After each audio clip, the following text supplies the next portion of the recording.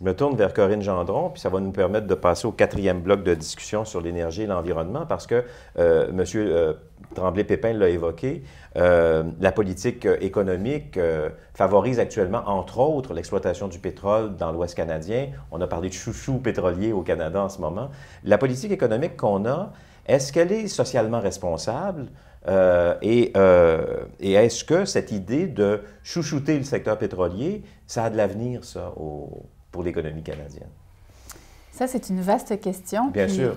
Il y a évidemment plusieurs réponses à ça. Ça dépend un peu du point de vue où on se place. Il est certain que de viser, par exemple, l'autonomie énergétique, de s'assurer de tirer profit de nos ressources naturelles et d'en faire bénéficier toute la population, c'est un objectif qui est tout à fait louable. C'est assez difficile de s'y opposer. Maintenant, il faut voir comment est-ce qu'on le fait et est-ce que c'est un bon choix par rapport à d'autres choix.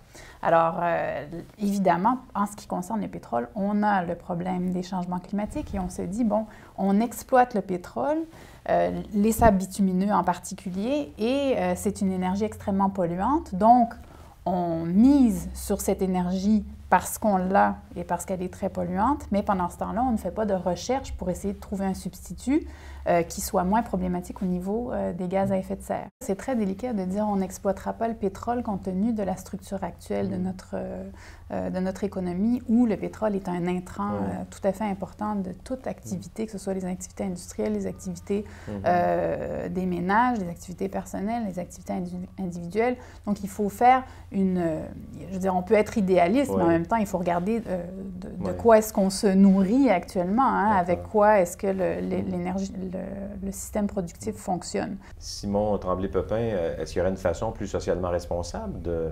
d'avoir une politique énergétique au Canada? Mais il faudrait commencer par faire le bilan des coûts énergétiques eux-mêmes, c'est-à-dire quand on extrait du pétrole, pour aller chercher le pétrole qui, dans le cas des sables bitumineux, est très difficile à aller chercher. C'est une technologie qui est complexe et tout ça parce que c'est pas comme les puits de pétrole d'une certaine époque où on creusait, bon, il y avait du pétrole, c'était relativement facile. Là, ça nous demande beaucoup de temps et d'énergie. C'est-à-dire, ce qu'il faut comprendre, c'est que pour aller chercher du pétrole, il faut en consommer. Et les sables bitumineux sont très exigeants en termes d'énergie à consommer pour aller en chercher. Oui, parce Donc, on en dépense pour aller en chercher. Et parfois, on en dépense presque autant. Oui, parce qu'en quelque sorte, le pétrole est comme caché dans le sable. Il faut aller le chercher. Donc, ça demande beaucoup de technologie. Beaucoup d'efforts, etc. Donc, quand on fait ce bilan-là, on se dit, mais il y aurait des technologies qui nous demanderaient beaucoup moins d'efforts pour faire de l'énergie que le pétrole. Prenons par exemple, dans le cas, quand on est au Québec, on sait qu'il y a un potentiel éolien très fort au Québec. Développer le secteur éolien, développer la géothermie, développer tout ça, au final, même s'il y aurait encore des innovations technologiques à faire, ce qui est souhaitable, bien entendu, mais même avec la technologie qu'on a en ce moment, on dépenserait beaucoup moins d'énergie à produire cette nouvelle énergie.